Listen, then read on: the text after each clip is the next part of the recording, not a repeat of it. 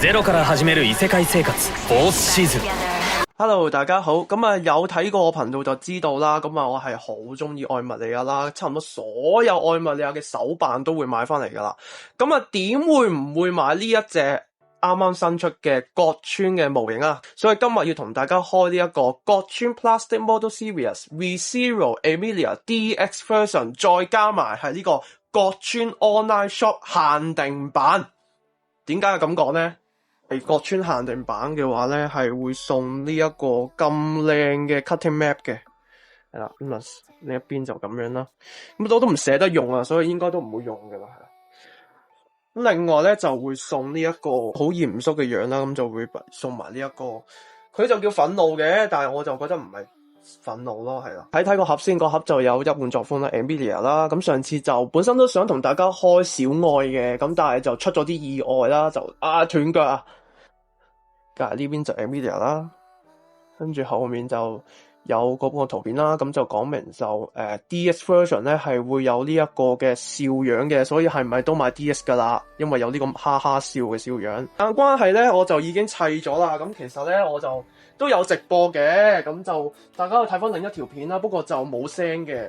咁啊配件上咧，頭先都介紹咗少少啦。咁啊另外仲有一啲手型啦。咁啊例如就有呢一個插呢一個火屬性魔法嘅呢個手型啦。咁佢有兩款嘅，一款咧就係插嘅位置咧就有啲唔同嘅，就係插喺個手背度啦。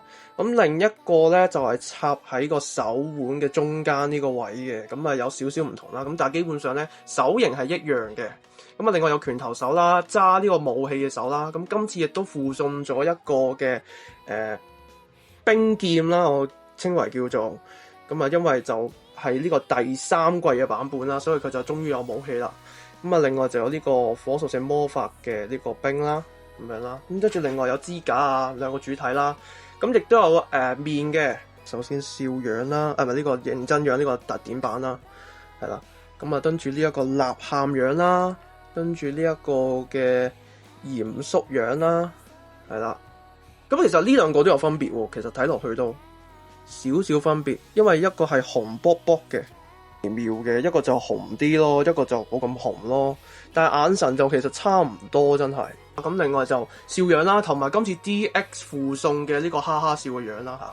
咁啊大致上配件上就係咁啦，樣子就非常之可愛啦。咁啊還原度非常高嘅。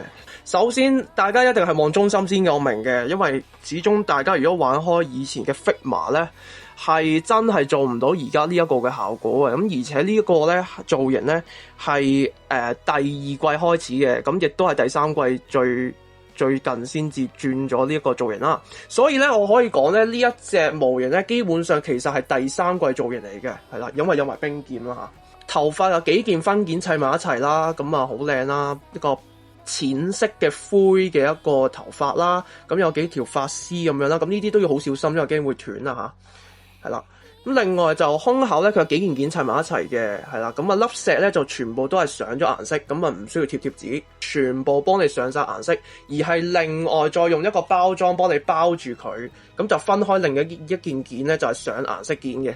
咁啊佢都有幾件上顏色件，即係例如心口啊，呢一個領啊，跟住呢一個花紋啊，呢一塊裙啊，跟住就個樣啊，嗰啲全部唔使上水貼嘅，咁呢個係非常之好。我唔知點解 Bandai 係做唔到呢樣嘢，可能佢廉價得滯啦。咁啊，片身呢一隻 figure 都唔平嘅，咁啊好大波啦，係啦，你會見到佢係做翻一個嘅原著嗰個身形啦，就係比較大波，但係露出會比較多少少啦。咁而且粒石咧係向上面嘅，咁啊就喺呢個第3季同第2季嘅新設計造型啦。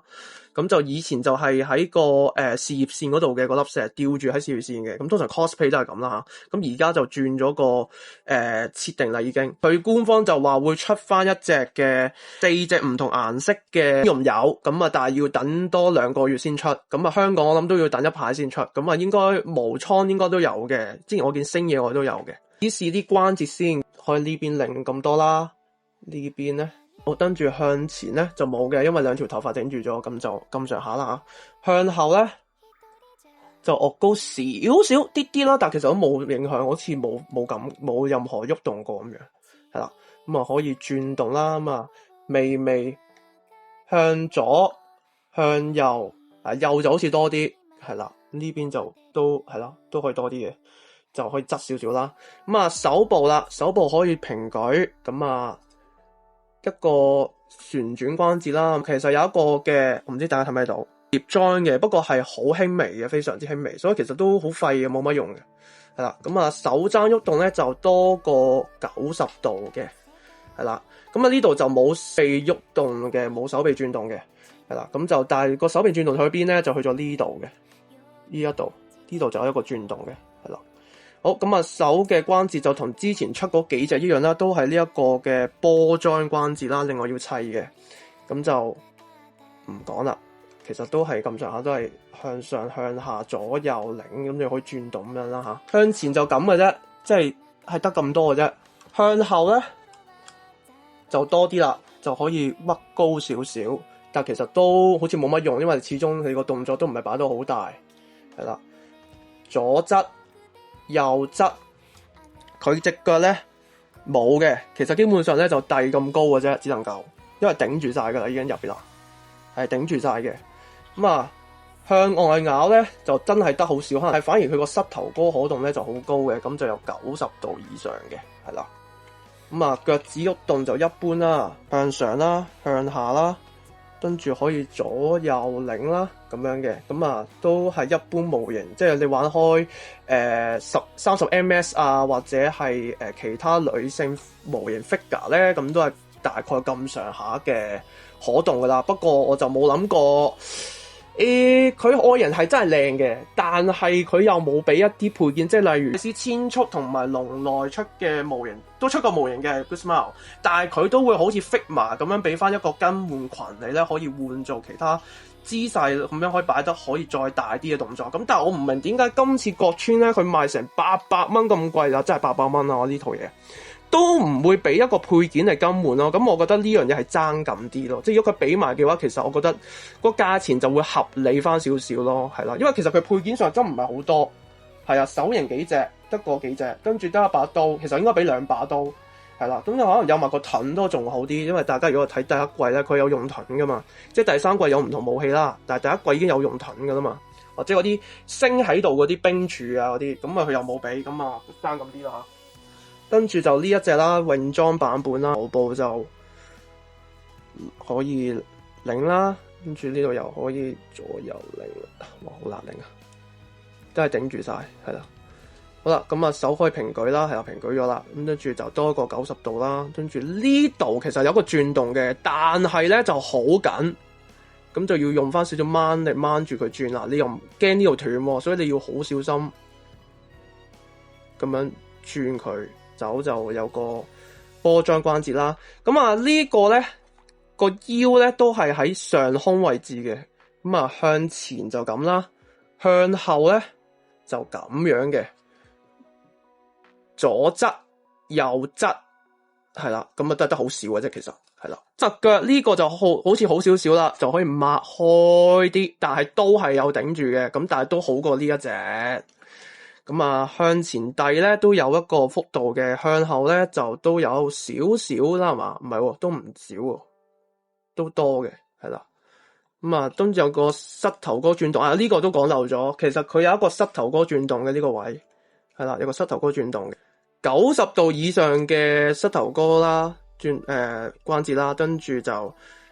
冇啦，隻腳趾都係一樣嘅啫，係啦，咁就咁上下嘅啫。首先嗱，今次比較就用 Figma 啦，咁啊，你會見到，喂，呢隻模型同呢隻係細1個倍喎，即係其實呢一隻係咪1:12咧？我又唔太清楚，但係佢寫個開訂嘅時候就寫1:12 6寸嘅。咁，喂，咁大隻 Emilia 都叫6寸，唔係啩？呢隻似6寸多啲喎。咁我唔知啦。不過你整到咁細咁樣砌。其實仲難啲，所以其實佢放到咁大嚟砌咧，其實都有恰到好處嘅，我覺得係啦。咁就可以大家啲 detail 先啦。嗱，首先佢呢個印製啦，呢個就砌噶啦。咁啊，另外就嗱，佢都係有幾隻色嘅，即係 Emilia 嘅公式制服咧係有幾隻紫色嘅，即係有深紫啦、淺紫啦、再淺紫啦、再深紫啦。點解好似有4隻紫色嘅，我記得好似。嗱 Emilia 嘅 Figma 咧，佢就偏白少少嘅灰，我唔知係咪耐咗啊，定係本身都係咁，我唔記得啦。咁但係就影上去就偏白少少。咁但係我又覺得好似呢一隻模型咧，佢嘅髮色就比較偏向有少少似翻動畫嘅，呢個好似有少少偏向少小說。咁啊，空就唔使講啦，佢又做得差嘅，我同你講呢個做得好嘅，係啦。樣咧，睇下樣咧，其實就兩個差唔多嘅。雖然啲人講話 Figma 咧做樣係做得好過任何嘅系列嘅，咁但係我覺得今次勝利嘅咧係竟然係模型喎，因為模型好似係似翻少少嘅，我覺得。唔知大家又覺得係點咧？不妨留言講下啦嚇。咁啊，另外佢就有呢個 Paku 啦，咁佢冇 Paku 啦，係有幾嚿冰嘅喎，即係有一嚿大冰嘅係特點，跟住有嚿細冰咧，就好似頭先嗰個咁比較就係咁相差位置嘅，即係例如裙嘅位置咧，佢呢個位置都係頂住咗嘅，但係起碼佢可以遞高少少啦嚇，咁啊後面就直接頂住晒啦，係啦。有時我想俾佢坐都坐唔到啊，試過俾佢夾硬坐咯，但係就結果整污糟咗。係啊，真係，所以我先至後尾買咗2隻，咁而家又放走咗一隻。其實我都好想買翻多一隻做個試啤，不過而家唔使啦，因為而家有呢一隻，所以就呢隻可以淘汰。咁啊，整體上呢一隻 figure 我相信非常滿意嘅。咁啊，作為 Emilia 教粉絲嘅話咧，我係覺得佢嘅造型係勝過 Figma 或者其他嘅1:12啦，或者係之前出過嘅可動性嘅 Emilia figure 啦。咁啊，第一佢首先就佢唔需要貼紙，唔需要任何上色，都可以砌到一個成品出嚟，咁呢個加分啦。另外就係佢可動性其實真係盡咗力嘅，我覺得。不過都仲係有啲位置可以改善下，即係例如佢嘅裙可以整多一個嘅配件出嚟，可以更換啦，咁就可以大幅度一啲動作啦。或者例如佢嘅武器可以多啲啦，可能多一把劍啦咁樣。咁其餘都相算滿意嘅，係啦，係不過要花時間砌咯，係咯。咁另外就 DX 就有埋泳裝啦，咁啊更加加分啦，有個咁樣嘅 Emilia， 再加埋咁嘅 Emilia， 雙 Emilia。不過我覺得佢泳裝可以再性感啲，係啦，因為我見佢全部出嗰啲角川模型咧，佢即係好似除咗位之外咧，都係冇露腰嘅，冇露條腰，冇3點式嘅。我覺得佢可以出隻3點式版本，咁我非常之喜歡啊，一定。係啦，就係咁樣咯。咁啊，雖然呢個模型就賣相咧，就係賣佢嘅角色啦，即係頭先講過啦，係賣呢個公司出過嘅作品嘅角色啦。咁另外亦都係賣點咧，就係個模型嘅外觀啦，同埋個還原度啦。咁所以就可動性就可能佢唔係優先去處理或者係優先去賣點。咁但係我覺得佢都盡咗力噶啦，已經係啦。咁就係咁咯，係啊。咁雖然就可動就麻麻咁，但係我覺得係玩得開心嘅，係啦。好，咁啊呢隻嘢咧，我就買咗8嚿水。齊頭8嚿，即係799啦嚇。咁啊，因為就呢個嘅online shop 限定啦，頭先講過啦，有特典啦，咁所以就比較貴少少啦。咁其實坊間而家咧，好似精品同模型倉都有翻貨嘅，咁所以就大家不妨如果中意嘅話，可以去睇下有冇得買咯，係咯，我覺得係靚嘅，即係比起之前嘅小愛咧，佢砌嘅難度就低翻少少，因為之前我砌過小愛，咁而且係唔小心整斷咗隻腳嚇，咁我就覺得佢應該係因為呢一次嘅不足，佢就改善咗，咁啊今次就冇咁易斷腳嘅，真係係啦，咁就希望大家中意呢條片，係啦，咁就。嚟緊應該就係 ReZero 嘅第4季啦，咁啊我都籌備緊㗎啦，咩 podcast 啊，咩解說啊嗰啲啊，有時間一定做，放心，有時間一定做，係啦。podcast 就應該籌備緊，我仲揾緊人，但係有一個人選，咁但係就未知佢肯唔肯，唔肯嘅話我獨自都會做㗎啦，係啦，獨自都會。即係我獨自升級啊嘛，我都會獨自做噶啦，係啦，咁就算揾唔到人嘅話，都會獨自做 podcast 噶啦，係啦，咁就會做每一集嘅內容。咁同埋我已經係收到一個流出情報咧，就係呢個 ReZero 嘅第4季第1集咧，將會係同第1季啦，或者同第3季啦，一樣都係1個鐘頭嘅。唔知點解第2季先係得半個鐘，我唔知點解，可能佢嗰時賣得唔好啦。係啊，而家就好想捧翻起個人氣，所以就1個鐘頭嘅，咁大家可以當睇戲食飯咁樣啦嚇。咁就 podcast 會做啦，跟住嚟緊就 ReZero 會做翻呢個情報嘅，因為近排就真係冇乜情報。咁我想集合多少少啦。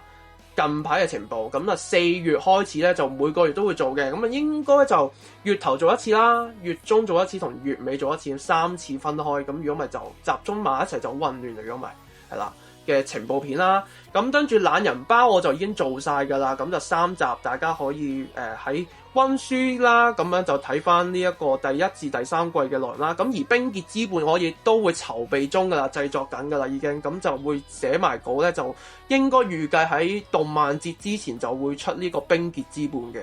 係啦，咁如果佢再有劇場版，我再出啦嚇。咁第4季如果之後做完嘅話咧，我都會出翻個懶人包嘅，咁就係呢個失去篇啦，同埋呢個奪回篇啦，咁都會分開2篇出嘅，可能有機會，或者係就直接出第4季啦。如果出第5季嘅話，咁懶人包都會繼續做嘅，咁呢個系列都會繼續延續落去嘅，係啦。咁就希望做多啲 ReZero 嘅嘢咧，湊翻起個人氣，湊翻起個頻道咁樣啦嚇。咁啊，另外就解說片咧都睇下情況啦，因為有啲位置如果真係要解說，我都會額外做一啲解說影片咁樣去講翻個故事啊、世界觀啊咁樣嘅。咁啊，其實嗰個系列都係延續翻之前嘅 ReZero 研究所啦，咁啊都好耐冇做研究所啊。研究所其實我都有諗過會再做翻嘅，咁不過其實近排都仲要翻工，不過都有時間嘅，係咯，咁就係咁樣啦。好，長話短說，咁啊今集嚟到咁多先，咁啊中意嘅話就 like share 同埋 subscribe 個 channel 啦，follow 翻個 IG 同 Facebook 專頁，專頁有2個啦，就有愛物利友專頁同埋公式專頁啦 ，IG 亦都有2個嘅，就係公式啦同埋呢一個愛物利友嘅小 account 專頁。咁我哋下次 ReZero 開箱再見，拜拜。